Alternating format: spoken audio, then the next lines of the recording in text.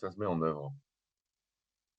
Merci beaucoup à vous trois et pas de souci. Enfin, les propositions, on a entendu quelques propositions que vous faites, d'ailleurs qu'on a déjà eu l'occasion d'entendre dans cette commission lorsqu'on a auditionné d'autres personnes. Donc c'est intéressant, ça permet aussi de continuer à nourrir la réflexion et le travail de cette commission.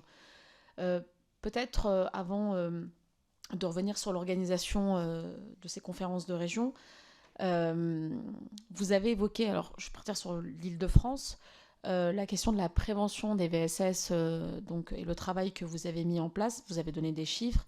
Donc 13% en parlent à leurs parents et 17% déclarent avoir été victimes.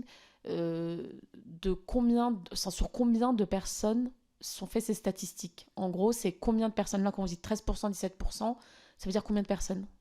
Là, on va arriver, on fait un bilan 2023, puisqu'on est pratiquement à la fin de l'année 2023, et on aura constaté 6 000 personnes qui auront été recensées. 6000 personnes qui ont Oui, été qui ont victimes. été, alors 6 000 personnes qui ont été sensibilisées et qui ont été formées à nos actions et qui nous ont fait ces remontées-là.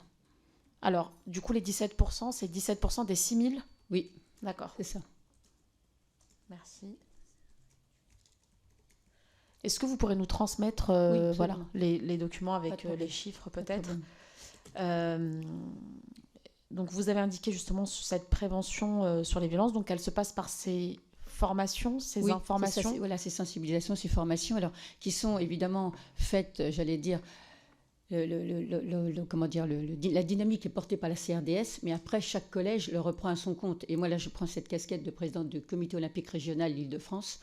Donc, je suis la présidente, donc c'est vraiment pour moi une chance parce qu'en fait, on est vraiment bien axé depuis le départ avec une commission qui existe au sein même du comité régional olympique sportif d'Île-de-France. Et en même temps, par rapport à cette commission, on a demandé à ce que toutes nos ligues, on a 84 ligues qui sont adhérentes chez nous, et qui est chacun un référent justement sur les violences et les discriminations. Donc, on a vraiment cette dynamique qui est portée jusqu'aux plus petits d'entre nous, c'est-à-dire ceux qui ne sont pas encore licenciés, mais sur lesquels on fait des actions de terrain qu'on appelle dans les QPV pendant les vacances. Et dans chaque activité que nous menons pendant les vacances, il y a toujours ce forum lutte contre les discriminations et lutte contre les violences sexuelles de manière sous forme de jeu, sous forme de quiz, sous forme de questionnaire qu'on peut largement vous passer, de manière à ce que chacun puisse prendre conscience d'être respecté, même quand on n'a pas forcément une connaissance du monde sportif comme on l'entend à l'heure d'aujourd'hui avec Alors, les licenciés. j'entends, et du coup sur ces personnes qui vous ont fait remonter le fait d'avoir été victime, comment vous traitez par la suite tous ces témoignages? Alors, Est-ce qu'il y a des signalements qui sont faits? Il y a une... oui, c'est ça. Alors, du coup, les signalements, mais ils remontent forcément par l'État parce qu'il y a des gens qui sont référencés pour le faire. Alors, du coup, là, on fait j'allais dire, un accompagnement personnalisé. C'est-à-dire, déjà, on est préparé à les recevoir parce qu'on ne peut pas recevoir comme ça n'importe qui pour parler Alors, de ces choses-là.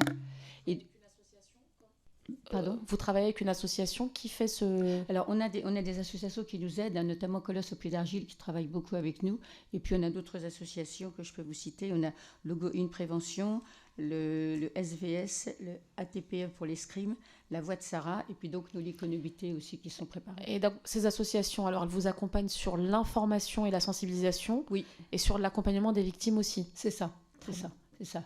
Avec, moi, par exemple, je suis référente sur la natation en Île-de-France et donc on a donné notre mandat pour qu'on puisse évidemment être en pleine confidentialité quand on reçoit les victimes de manière à ce que ce soit complètement protégé. Est-ce que vous connaissez la